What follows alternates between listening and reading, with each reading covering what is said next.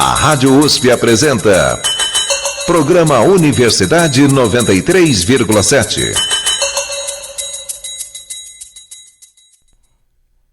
Olá, ouvintes da Rádio USP. Eu sou Mavi Faria e está começando mais um Universidade 93,7. Eu sou o Guilherme Castro e também vou participar da nossa conversa de hoje. Olá! No programa de hoje, conversaremos sobre os impactos da verticalização na cidade de São Paulo. Para te explicar um pouco, ouvinte, o termo verticalização é usado para explicar o aumento de prédios altos em uma região.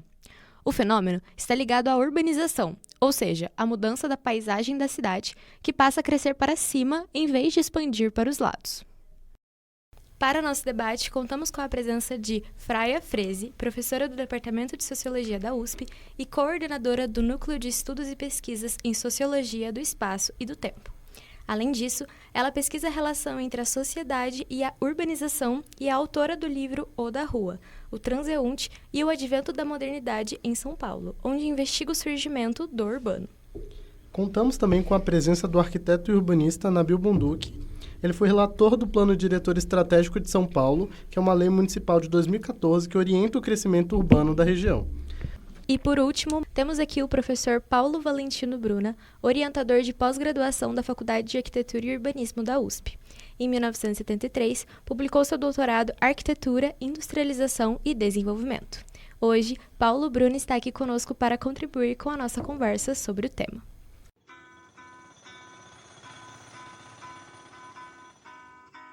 Cidade nas Alturas, com Nabil Bonduki, Fraia Freze e Paulo Bruna.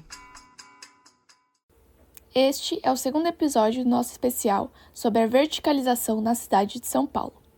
A primeira parte você ouviu na semana passada. O arquivo do programa já está disponível no nosso site, usp.br/radiojornalismo. No especial de hoje, nossos convidados debatem como a economia é influenciada de forma positiva e negativa pela verticalização. Agora, nós teremos uma nova discussão para ser feita. Uma que envolve aspectos econômicos e sociais. Vamos debater os impactos da verticalização de São Paulo no bolso dos paulistas. Confira mais na reportagem de Fernando Cardoso. Se você mora na cidade de São Paulo, já deve estar acostumado a escutar barulhos como esse em seu dia a dia.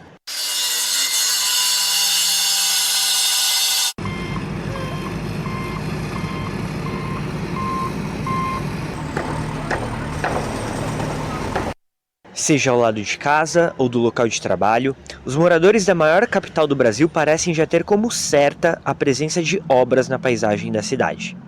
A cada esquina que se passa, há um prédio diferente sendo construído. Mas essa ampla verticalização observada em São Paulo não é apenas mera impressão.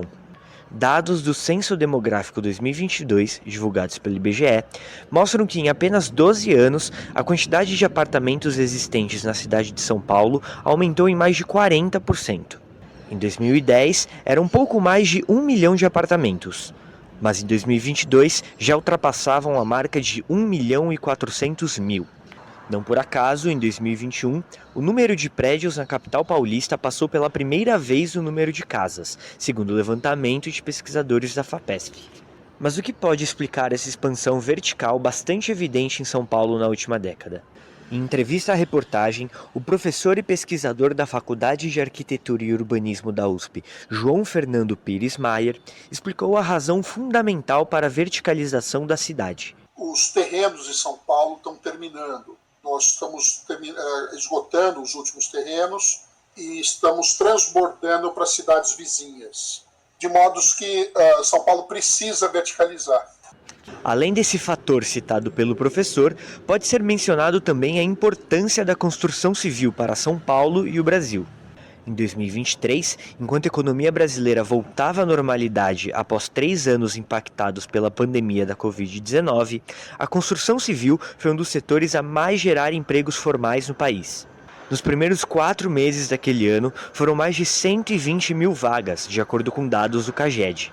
Além disso, o número de trabalhadores no setor tem crescido de forma constante há 6 anos. Outro fator positivo para a expansão vertical de São Paulo é a possibilidade de otimizar os investimentos do poder público. O investimento feito pelo poder público de infraestrutura, investimentos de educação, saúde, rede de transporte, rede de infraestrutura geral. Se você adensar nos locais onde você tem esses investimentos, você vai ter uma melhor eficiência no uso deles. Por outro lado, alguns benefícios econômicos prometidos pela verticalização da cidade não têm sido vistos com tanta frequência. Afinal, não são cidadãos que mais precisam de uma residência em regiões centrais os responsáveis por adquirir a maior parte dos novos imóveis. Além disso, uma boa parcela dessas construções ocorre em bairros já bastante elitizados. Dados do ano passado, levantados por participantes do mercado imobiliário, mostram que bairros mais elitizados da capital, como Bela Vista, Indianópolis e Higienópolis, foram responsáveis por grande parte das vendas de apartamentos na cidade, evidenciando que a construção imobiliária nem sempre chega às regiões que mais precisam. Além disso, a média do preço do metro quadrado de um imóvel residencial em São Paulo praticamente dobrou nos últimos 15 anos, apesar da expansão da quantidade de apartamentos. Para Maier, isso evidencia dois problemas. Primeiro, o fato de a construção civil não necessariamente ser moldada pela demanda de imóveis para uso em certas regiões, mas sim pela demanda de compradores que veem o imóvel como um ativo. O investimento imobiliário não é só para uso, para moradia. Grande parte do investimento imobiliário é feito por pessoas, quando baixou o juro, bom, isso cria alguns problemas. Entre eles, houve uma enorme valorização de áreas, por exemplo, Pinheiros, Vila Mariana, Moema, valorização, além da valorização que haveria pela verticalização para moradia, você tem a valorização de uma demanda para investimento, que valorizou mais do que seria necessário. A demanda para a construtora é o cara que compre. A demanda para a sociedade é o cara que use. De acordo com o pesquisador, esse primeiro problema tem raiz em um segundo ainda mais profundo: a falta de estímulo do Estado para que as incorporadoras promovam investimentos para um público de baixa renda e a reserva de áreas para que isso ocorra. O poder público não é capaz de produzir tudo que nós precisamos. É uma pequena parte. As incorporadoras, elas têm uma capacidade muito forte de produção, desde que você tenha os incentivos corretos, desde que você tenha financiamento adequado para elas. Se você não reserva áreas da cidade onde você possa construir a ocupação de uma renda menor, os preços vão ser calibrados pela maior renda. Você precisa defender alguns trechos da cidade disso. Então você precisa ter alguns locais onde você incentive mais produção de outro tipo de idade do que desse. Dessa forma, não é possível afirmar que a verticalização é de um todo ruim. Ela é, na verdade, inevitável, e há maneiras de fazê-la de uma forma mais organizada e eficiente para as necessidades de São Paulo. Para o pesquisador da FAO, a solução está na forma que se incentiva o adensamento em regiões de verticalização. Então você tem que incentivar, o que é importante é o adensamento, número de unidades habitacionais ou número de pessoas. O que a cidade precisa para ter eficiência é adensamento. Não necessariamente verticalização, não necessariamente uma verticalização alta. Verticalização e adensamento são coisas diferentes. O que nós precisamos é de adensamento para ter eficiência, com ou sem verticalização.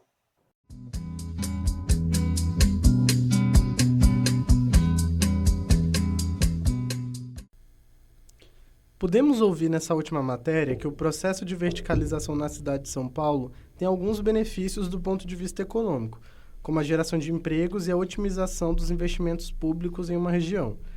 Mas também gerou alguns prejuízos, ou pelo menos não agregou muito para resolver problemas crônicos da cidade, como a questão da habitação.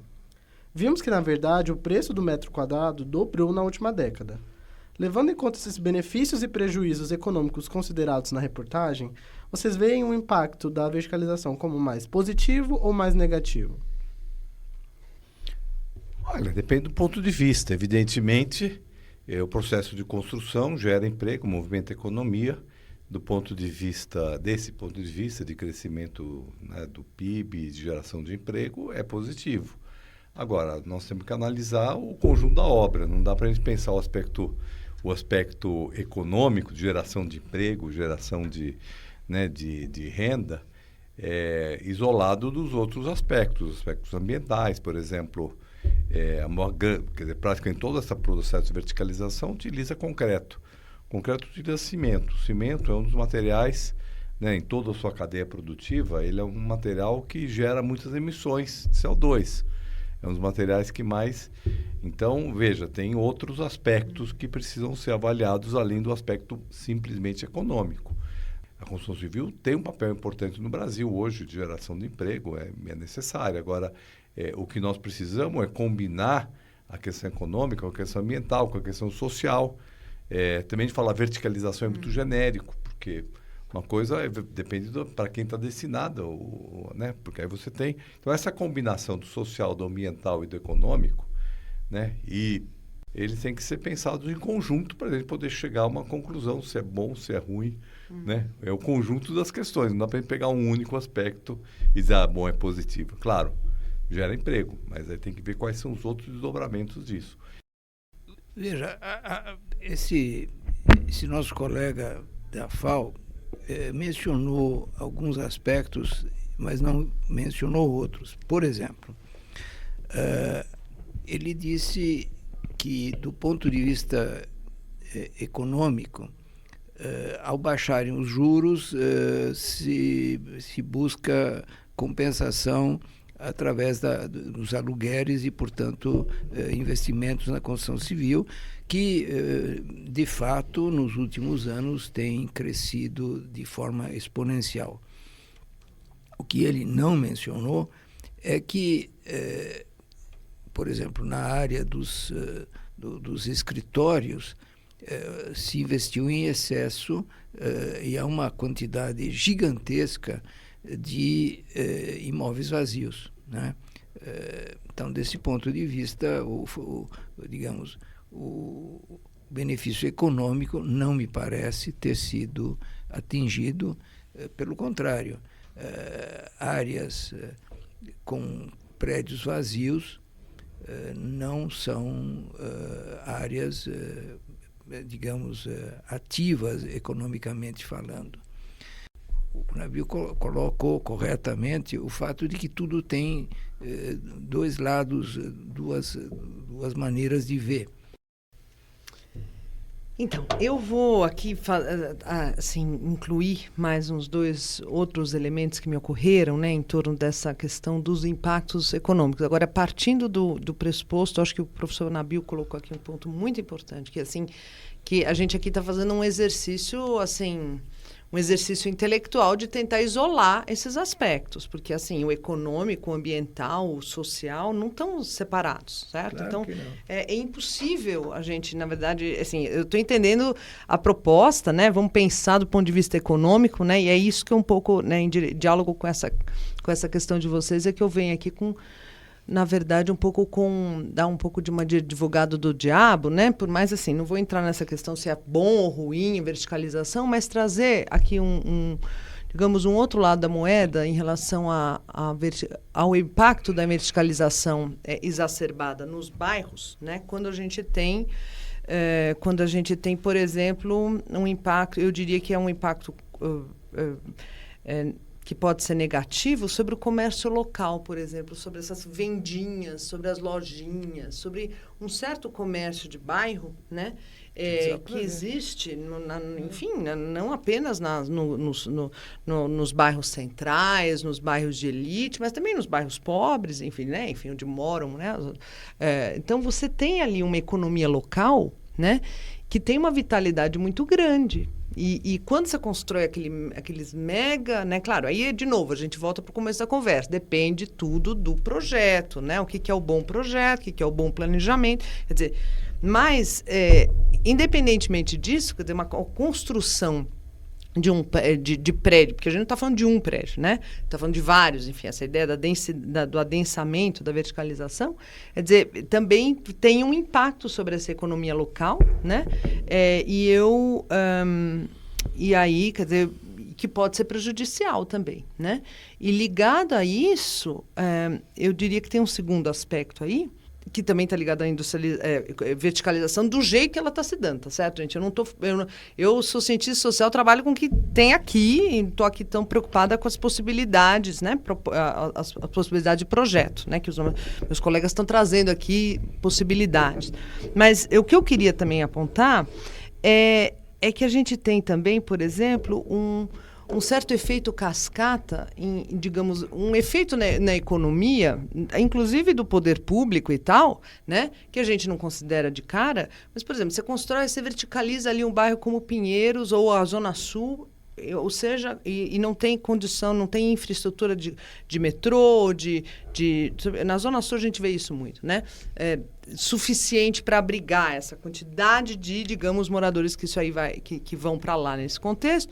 E aí a gente começa a ter, por exemplo, aumento de carros, que é isso que a gente está vendo em todos os bairros, né? E isso também tem um impacto econômico sobre a infraestrutura. Então, a gente está vendo aqui agora em São Paulo o dinheiro ser literalmente queimado em asfalto, em reasfaltar as ruas. Quer dizer, tem os leitos carroçados com essa quantidade de carro, etc., etc., você vai tendo... Se a gente fosse contabilizar Claro que eu não estou querendo dizer com isso que tudo tem a ver com a verticalização. Por isso que eu digo, tem muito a ver com a maneira como isso é gerido. Então, é quase como se eu ia propor... Eu gostaria até de... Eu me sinto instigada a propor para vocês, nossa, como que é a questão política e social envolvida nessa verticalização, certo? Eu me vejo quase impossibilitada de responder uma pergunta como essa sem também considerar isso. Porque aí a gente tem, por exemplo,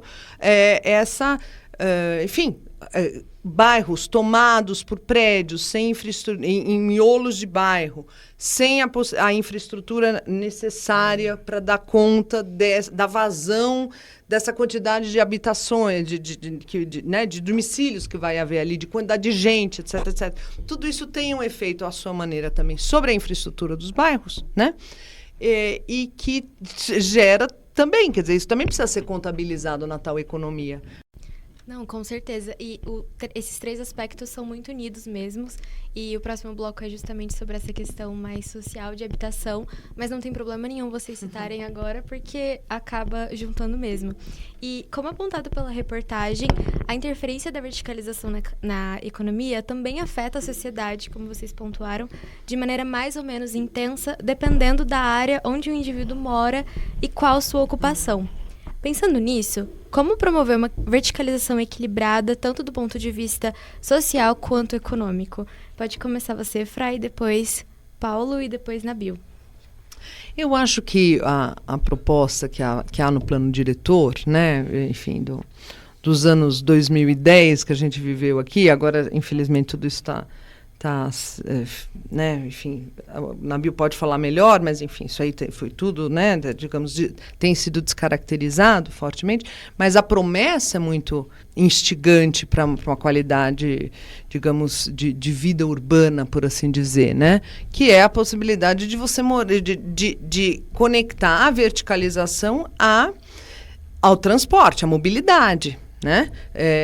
Isso não dá para pensar em verticalização sem considerar a mobilidade. O problema é que o que a gente tem visto aqui foi uma descaracterização desse conceito, à sua maneira. Né? Então, os locais em que você tem enfim, os nós de mobilidade, as estações mais, né, digamos, que poderiam abrigar esses prédios, essa verticalização, em vez dessa verticalização se expandir, digamos, como possibilidade para a sociedade, como vocês estão dizendo aí, né, para todas as classes, etc., etc., em vez dela viabilizar essa convivência entre os diferentes e desiguais, ela basicamente tem servido para reiterar isso que aparece até na reportagem, essa coisa de uma elitização, etc., etc., né?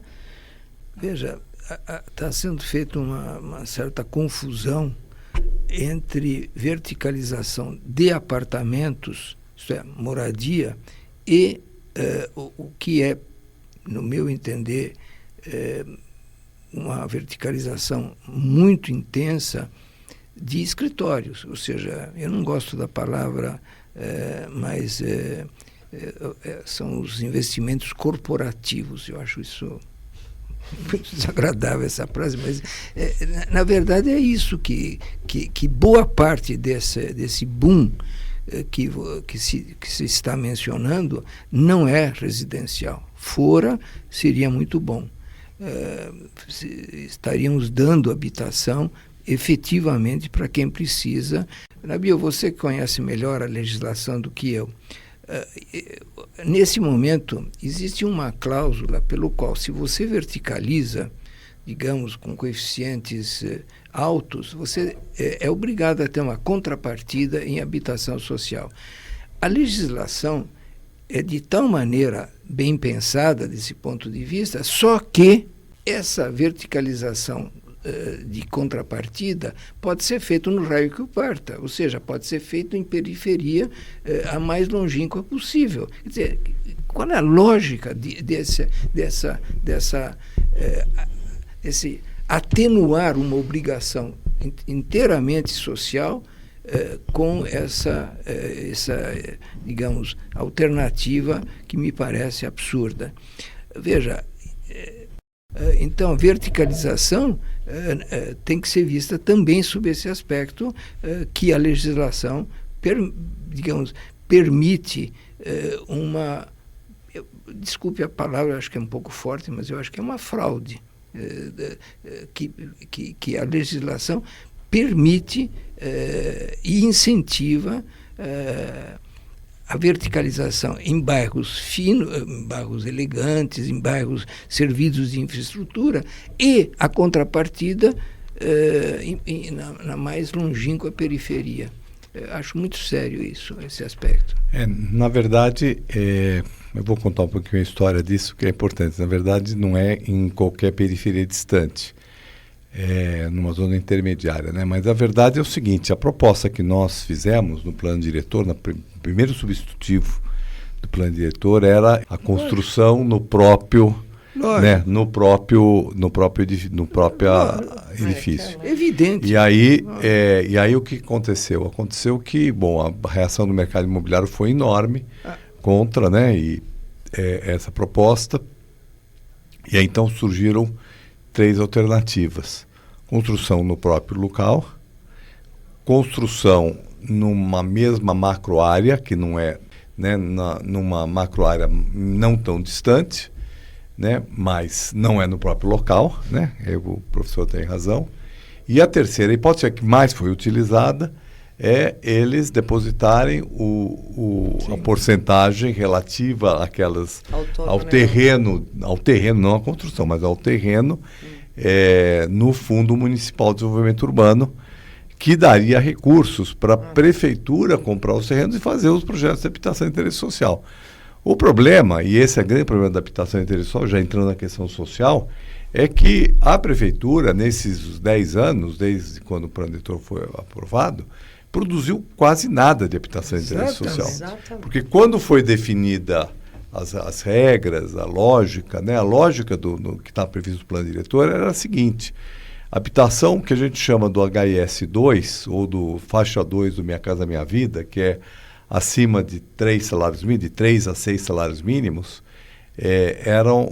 foram definidas áreas, as EIs, né, as EIs 5, as EIs que o setor privado conseguia fazer. Ele pega recursos do Minha Casa Minha Vida com subsídio da faixa 2 e atende uma faixa de 4 salários mínimos, 5 salários mínimos, uma faixa que é importante ser atendida também, e que o mercado atende. E hoje a gente vê no centro de São Paulo, em lugares bem localizados, habitação ao custo de 220, 230 mil reais, que dá uma prestação muito próxima do custo de um cômodo de aluguel, de um cômodo de cortiço naquela região. Então, isso está relativamente bem equacionado. O que não está equacionado é que o poder público tinha que produzir para a faixa abaixo de 3 salários mínimos, certo? E o poder público não tem produzido, né? Quer dizer, tem recursos, né? Foram definidos, inclusive, o Fundurb recebe recursos do outorga onerosa, recebe recursos desses da habitação e aplicou pouquíssimo em habitação de interesse social. E a prefeitura vive hoje um momento econômico muito positivo, bom, né? certo? Tinha total condição de produzir mais habitação de interesse social bem localizada. Aí não é que eu discordo do João, né, João Meyer, que, né, quando ele fala que não tem terreno, né, na verdade é assim, quer dizer, não. Pelo contrário.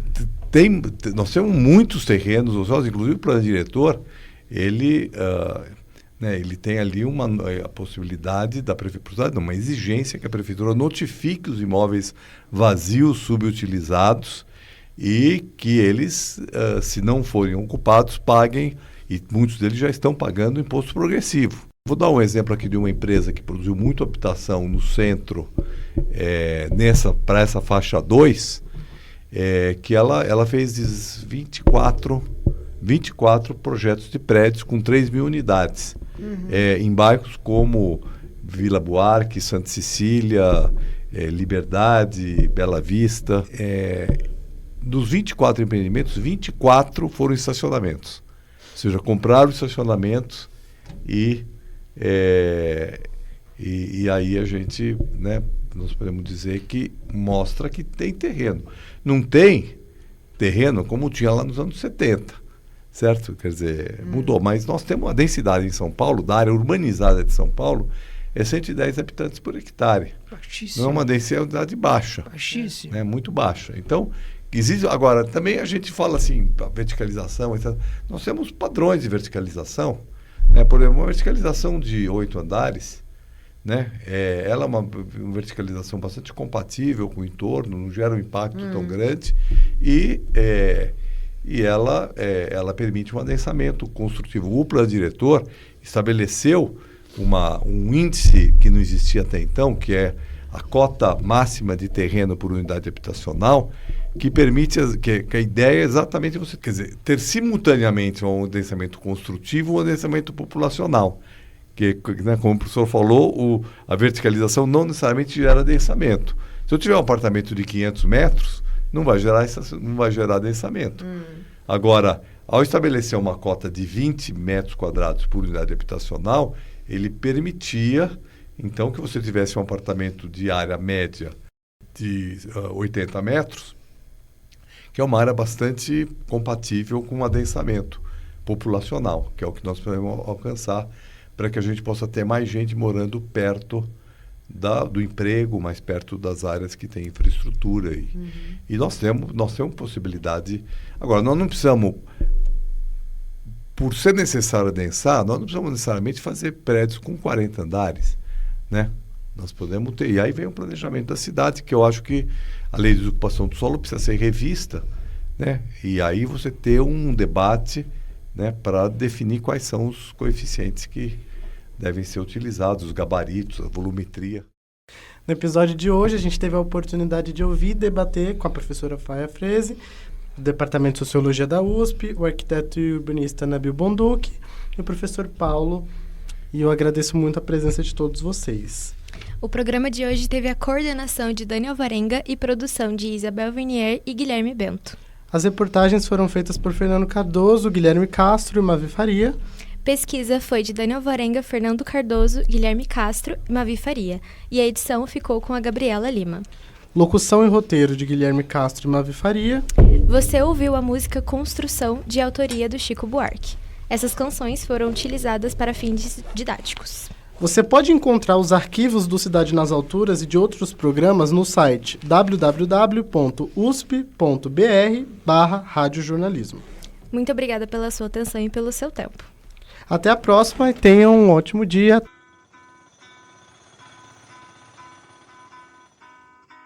Cidade nas Alturas, com Nabil Bonduki, Fraia Freze e Paulo Bruna.